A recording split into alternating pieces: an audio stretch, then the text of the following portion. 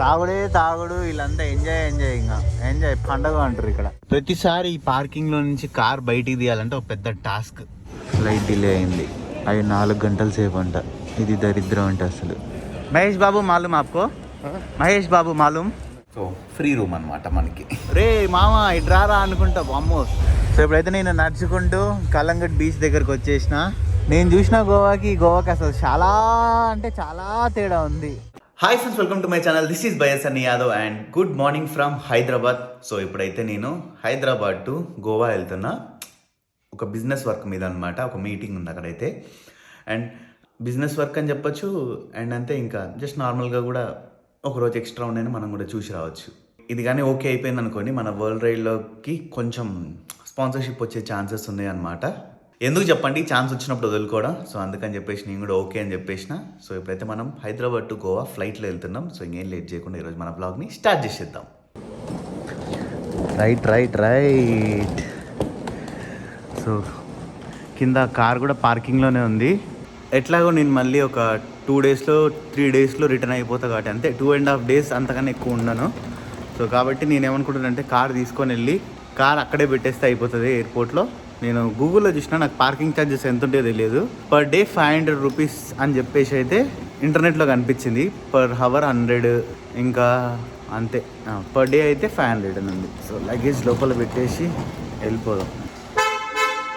ఈ బ్యాగ్ని ఇక్కడ వెనక పెట్టేద్దాం, సెట్ అయిపోతుంది. అది ఫోన్లో అస్సలు ఛార్జింగ్ ఉండట్లే. అంతే, ఐఫోన్ ఒక కొత్త ఫోన్ లాంచ్ అయిందంటే మొత్తం తీసేస్తాడు కదా. ఇక్కడ పెట్టుకుందాం, ఇందులో ఫాస్ట్ ఛార్జింగ్ అవుతుంది. నేను ఎయిర్పోర్ట్ వెళ్ళేసరికల్లా ఫుల్ అయిపోతుంది. సో మనం ఇంకా లేట్ చేయకుండా ఎయిర్పోర్ట్కి అయితే స్టార్ట్ అయిపోదామా. మర్చిపోయి కార్ ఆఫ్ చేసిన నేను, స్టార్ట్ కాలేదని చెప్పేసి. ఈ పెట్రోల్ ఇంజన్స్తో వచ్చింది ఇదే. బైక్ తోలేటప్పుడు హెల్మెట్ ఎంత ఇంపార్టెంటో, కార్ తోలేటప్పుడు సీట్ బెల్ట్ అంత ఇంపార్టెంట్. నాకు ఈ కార్లో బాగా నచ్చింది ఏంటంటే, ఇది ఆటోమేటిక్ కార్. ఇది నాకు చాలా బాగా నచ్చిన ఫ్యూచర్. అంటే ప్రతిసారి ఈ పార్కింగ్లో నుంచి కార్ బయటికి తీయాలంటే ఒక పెద్ద టాస్క్. ఎంతైనా కార్ తోలేటప్పుడు వ్లాగ్ చేయాలంటే కొంచెం కష్టమైన పని. ఎస్పెషల్లీ సిటీస్లో. మనం బైక్లో వెళ్ళినప్పుడు ఏంటంటే చాలా ఈజీగా రైడ్ చేస్తాం కదా, అంటే టెన్షన్ ఉండదు. ఫస్ట్ మనం హెల్మెట్ పెట్టుకొని కెమెరా ఆన్ చేసుకొని పోతున్నా కూడా అంత టెన్షన్ ఉండదు మనకి. అటు సైడ్ ఇటు సైడ్ చూసుకోవాల్సిన అవసరం లేదు. ఒక్కసారి ఇట్లా ఇటు నొక్కినామా అంతే. ఇంకా మనం ఎట్లా తోలుతాం నార్మల్గా అట్లా తోలుకుంటూ మాట్లాడాల్సిందే. కానీ ఇందులో అట్లా కాదు. మనం పడుతున్నామా లేదా, మొహం కట్ అవుతుందా లేదా, ఇవన్నీ చూసుకోవాల్సి వస్తుంది. ఇది కియా కార్లో డేట్ అండ్ టైము ఇదంతా చూసారు కదా, ఇదంతా తప్పు పడుతుంది. ఈ డిస్ప్లే ఏదైతే ఉందో నాకు 2-3 సార్లు ప్రాబ్లం వచ్చింది. నేను కియా వాళ్ళకు కూడా కాల్ చేసిన, వాళ్ళు రెక్టిఫై చేసిరు. కానీ ఈ డేట్లు టైము అప్పుడప్పుడు ఆగిపోవడం ఇట్లా జరుగుతుంది కియా సెల్టాస్లో. మీకు ఎవరికైనా తెలిస్తే దీని గురించి సొల్యూషన్ ఏమన్నా, అంటే ఎక్కడైనా చూపించాల్సి వచ్చినా కూడా చెప్పండి. నేను మళ్ళీ నేను ఉన్నాను, బట్ మా తమ్ముడిని పంపించైనా సరే నేను చేపించేస్తా ఈ పని. సిటీ అంతా ఖాళీ ఉంది, కానీ టోల్ గేట్ దగ్గర మాత్రం పెద్ద లైనే ఉంది. నాకున్న కోరికల్లో ఒక కోరిక కూడా ఉంది. ఏంటంటే మన హైదరాబాద్ ఔటర్ రింగ్ రోడ్ మీదకి బైకర్స్ని అయితే అలౌ చేయాలన్నమాట. అది సో రింగ్ రోడ్ కట్టిన కొత్తలో అలౌ చేసిర్రు అప్పట్లో. మళ్ళీ ఇంకా తర్వాత కొన్ని రీజన్స్ వల్ల ఆ రూల్ అయితే మళ్ళీ తీసేసిర్రు, బైక్స్ ఉండాలా అని చెప్పేసి. ఎప్పుడబ్బా నా చిన్నప్పుడు ఓపెన్ చేసింది. ఇప్పుడు మనం ఎక్కడ వెళ్ళాలి, ఎగ్జిట్ నెంబర్ 18 కాదు, స్ట్రైటే పోవాలి. ఇంకా బెంగళూరు స్ట్రైట్, విజయవాడ స్ట్రైట్, ఇట్లనే వెళ్తే నేను మా ఇంటికి కూడా వెళ్ళిపోవచ్చు. ఓకే రైట్, ఫైనల్గా మనం అయితే ఎయిర్పోర్ట్ దగ్గరికి చేరుకున్నాం. అండ్ కార్ కూడా నేను ఇక్కడ పార్క్ చేసేసిన. మంచి ప్లేస్ దొరికింది, చెట్టు నీడ కింద. 2 రోజులు దీనికి ఇంకా రెస్ట్ మంచిగా. ఇంకా నా ఫ్లైట్కి అయితే చాలా చాలా చాలా తొందరగా వచ్చేసిన నేను. ఇంకా గంట ముందు వస్తేనేమో అని అనుకున్నా, కానీ 1:40 నిమిషాలు ఉంది ఇంకా ఫ్లైట్కి అయితే. సో ఏం కాదు, మంచిగా.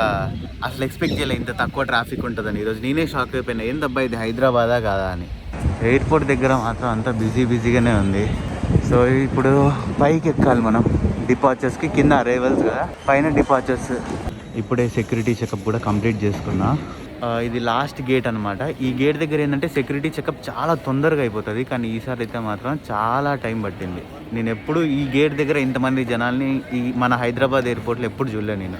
ఇక్కడే అయిపోయింది టైం అంతా కూడా. సో బస్లోకి అయితే ఎక్కేసిన. ఈరోజు సెక్యూరిటీ చెకప్ దగ్గరే చాలా అంటే చాలా లేట్ అయిపోయింది. బయటకు వచ్చినాక చూసుకుంటే నా బోర్డింగ్ పాస్ అనేది మిస్ అయిందనమాట.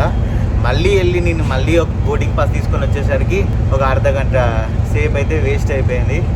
నాకు ఎప్పుడు ఇట్లా కాలేదు. ఇప్పటికి ఒక 50 సార్లు ఎక్కుంటా మొత్తం మీద ఫ్లైట్, కానీ ఎప్పుడు నాకైతే ఇట్లా కాలేదు.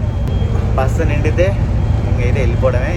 బోర్డింగ్ అయితే అయిపోయింది. లాస్ట్ ఇంకా మాదే. ఇప్పుడు ఇంకొక 15-20 మినిట్స్లో అయిపోతుంది. బస్సులో ఇప్పుడు ఇద్దరమే ఉన్నాం మొత్తం. అక్కడ ఎవరో ఒక అక్క కూర్చున్నది అండ్ నేను ఇద్దరమే. ఇంకా బస్సు మొత్తం ఖాళీ ఉంది. ఫ్లైట్ డిలే అయింది. అవి 4 గంటల సేపు అంట. ఇది దరిద్రం అంటే అసలు. ఇక్కడ ఏంటో కానీ పెద్ద గొడవ అవుతుంది మొత్తం. 3 గంటలు అనేసరికి ఒక్కొక్కరు అరుస్తూ ఉన్నారు.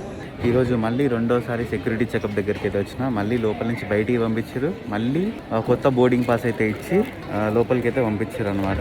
కొత్తగా ఇచ్చిన బోర్డింగ్ పాస్ ఇవ్వండి ఇది, అండ్ పాతది వచ్చేసేమో ఇది. మళ్ళీ వచ్చేసిన. ఫస్ట్ టైం ఇట్లా జరిగింది. విజయవంతంగా ఈసారి రెండోసారి సేమ్ గేట్ నుంచి చెక్ ఇన్ చేస్తున్నా.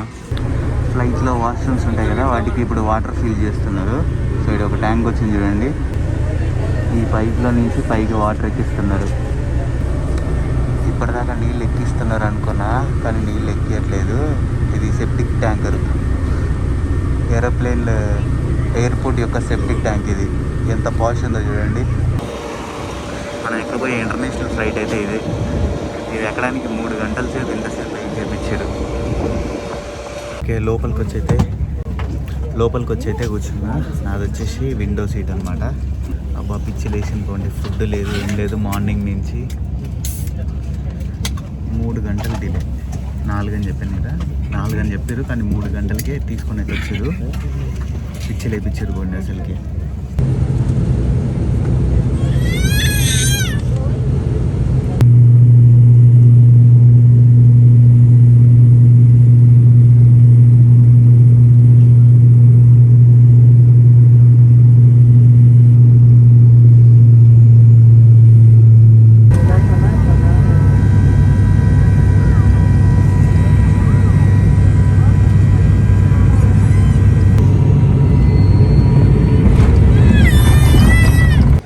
మన లగేజ్ వచ్చేసి ఇక్కడ బెల్ట్ నెంబర్ 2 దగ్గర ఉంటుందంట.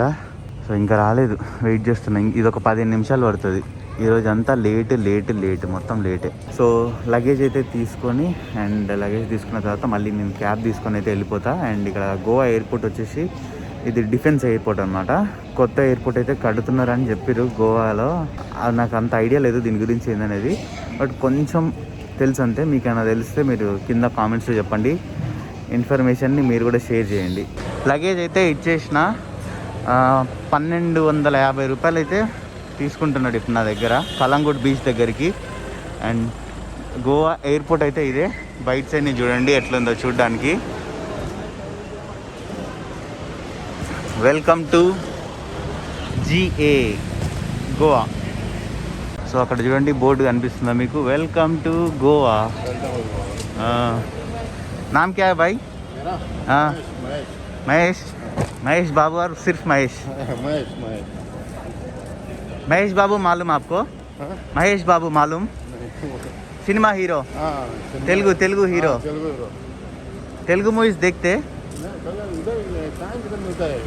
नहीं, डबिंग में आता ना टीवी में. वो देखता हूँ. हाँ वो देखता हूँ. पुष्पा देखा? पुष्पा नहीं देखा. आप देखा? मैं 3 बार देखा. अच्छा, बहुत अच्छा. ఇంకా ఇంత మంచిగా టైం పాస్ చేసుకుంటే ఇట్నే వెళ్ళిపోతా. అదేంటి వెల్కమ్ టు గోవా అని. हाँ मैं आपको फ़ोन में डाल के दे दे. आपका फ़ोन में डालो सर. हाँ ठीक है. कलंगुट जाओ, जाने के बाद मैं दे. और कितना दूर जाना? 45 किलोमीटर. नहीं गाड़ी के लिए. ठीक है. సో ఇక్కడ చూడండి బోర్డు, గోవా ఇంటర్నేషనల్ ఎయిర్పోర్ట్ అది కనిపిస్తుందా. సో అండ్ ఇదంతా డిఫెన్స్ ఎయిర్పోర్ట్ అనమాట. ఇది మొత్తం కూడా కొత్తది ఎక్కడో కడుతున్నారంట. ఎక్కడ ఏందని చెప్పాను కదా మీకు. మీరు తెలిస్తే చెప్పండి. మీ నాలెడ్జ్ని మీరు ఉంచుకోకుండా షేర్ చేయండి. Welcome to Goa international airport. ఇక్కడ చూడండి మన ఇండియన్ ఫ్లాగ్ ఉంది ఎయిర్పోర్ట్కి ఎదురుగా. ప్రతి ఎయిర్పోర్ట్కి ఇట్లా ఉంటుంది అనమాట. ఇక్కడ చూడండి వాస్కోడిగామా, ఇది ఉంది చికాలీమ్, మోర్ముగావ్ పోర్ట్ హార్బర్. నిన్న నైట్ నుంచి అయితే నాకైతే అసలు నిద్ర లేదు. మంచిగా ఫ్లైట్లో కూడా పడుకున్న, అందుకే నేనేం బ్లాగ్ చేయలేదు. ఇప్పుడు కూడా కొద్దిసేపు అయితే నేను ఖచ్చితంగా రెస్ట్ తీసుకోవాలి. ఇంకా ఈరోజు ఏం చేయాలి అనేది ఇంకా నేను ఏం ప్లాన్ చేసుకోలే. రూమ్కి వెళ్ళినాక ఫస్ట్ అయితే కొద్దిసేపు రెస్ట్ తీసుకుంటా. ఇంకా మార్నింగ్ నుంచి కూడా నేను తినలే. అక్కడికి వెళ్ళి దగ్గరలో ఏదైనా రెస్టారెంట్ అంటే అక్కడికి వెళ్ళేసి కొంచెం తిని ఫస్ట్ ఒక హాఫ్ అన్ అవర్ 1 అవర్ అయినా పడుకున్న తర్వాత నేను డిసైడ్ అవుతా ఏం చేయాలనేది.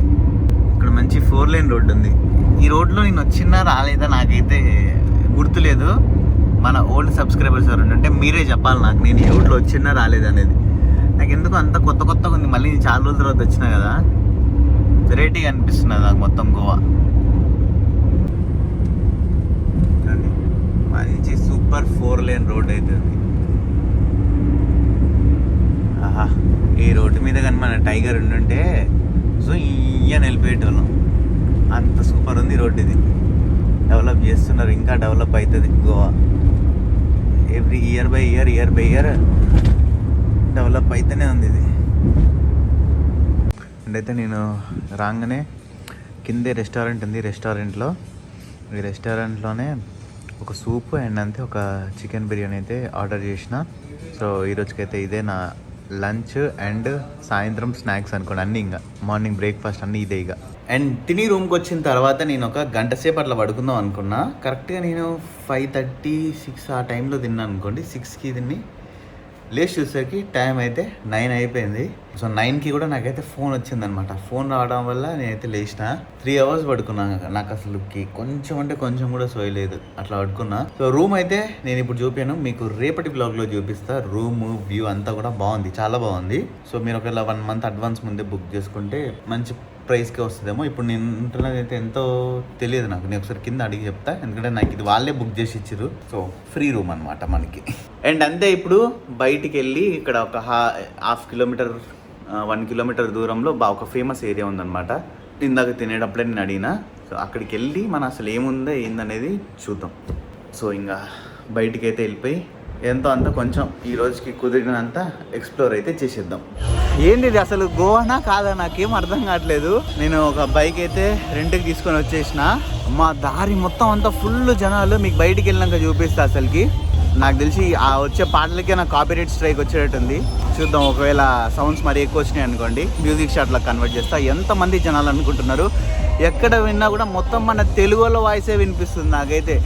అక్కడి నుంచి ఇక్కడి వరకు రే మామ ఇట్రారా అనుకుంటా. అమ్మో, సగం ఆంధ్ర సగం తెలంగాణ ఇక్కడే ఉంది. సో ఇప్పుడైతే నేను నడుచుకుంటూ కలంగట్ బీచ్ దగ్గరకు వచ్చేసిన. సో ఇక్కడ చూడండి అన్నీ ఎట్లున్నాయో స్టాల్స్. మొత్తం తాగుడు. వీళ్ళంతా ఎంజాయ్ పండగ అంటారు ఇక్కడ మొత్తం. నేను చూసిన గోవాకి అసలు చాలా అంటే చాలా తేడా ఉంది. ఒక 3 సంవత్సరాల్లో చాలా మారిపోయింది. ఇక్కడ ఒక దగ్గరకు వచ్చి అయితే నేను ఇప్పుడు ఫ్రెష్ లైమ్ సోడా తీసుకున్నా ఒకటి. సో ఇది తాగేసి ఇంకా రూమ్కి అయితే వెళ్ళిపోతాను నెక్స్ట్ ఇంకా.